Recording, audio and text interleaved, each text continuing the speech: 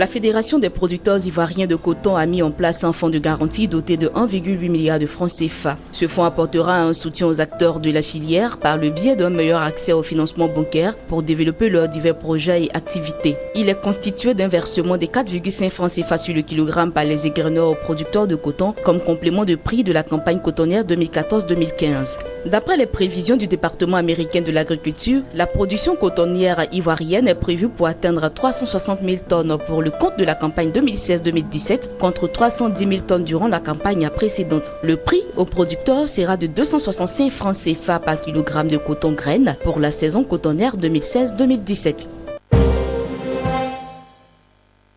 Le ministère ivoirien de l'Agriculture et du Développement rural a annoncé avoir reçu de la Banque africaine de développement un financement d'un montant de 3,8 milliards de francs CFA accordé dans le cadre de la mise en œuvre du document de stratégie pays 2013-2017 de la BAD. Ce montant est destiné à soutenir la gestion foncière rurale.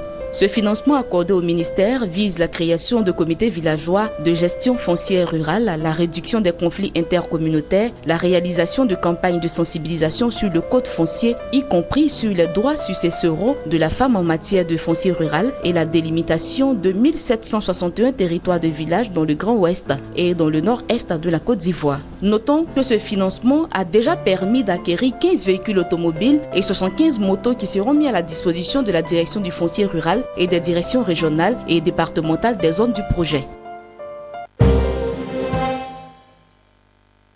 Le ministre ivoirien des Transports Amadou Koné a récemment annoncé le renforcement dans quelques mois de la flotte d'Air Côte d'Ivoire, la compagnie aérienne nationale. Selon le ministre, Air Côte d'Ivoire, avec une flotte qui s'accroît et des destinations qui se multiplient, offre des services de qualité proches des grandes compagnies et fait la fierté de la Côte d'Ivoire. S'agissant des vols domestiques, le ministre a indiqué que d'importants moyens ont été dégagés par l'État et la compagnie elle-même pour réhabiliter les aérodromes et les rendre fonctionnels.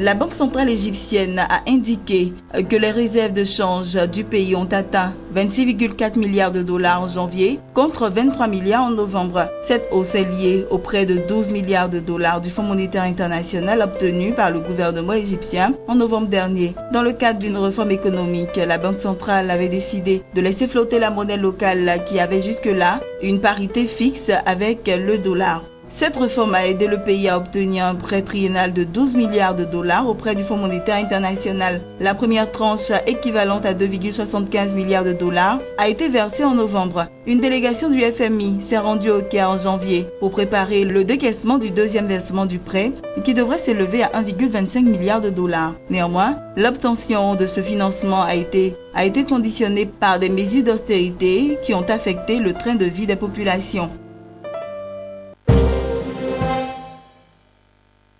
Hyundai Rotem, la filiale du géant sud-coréen de l'automobile, vient de signer son plus gros contrat en Afrique. En effet, la compagnie est parvenue à un accord d'un montant total de 380,7 millions de dollars avec le gouvernement égyptien pour la fourniture de 256 wagons au métro du Caire. Selon les mobilités du contrat, Hyundai Rotem se chargera également de la maintenance des véhicules sur 8 ans après leur livraison. La livraison débutera l'année prochaine et s'achèvera en 2020.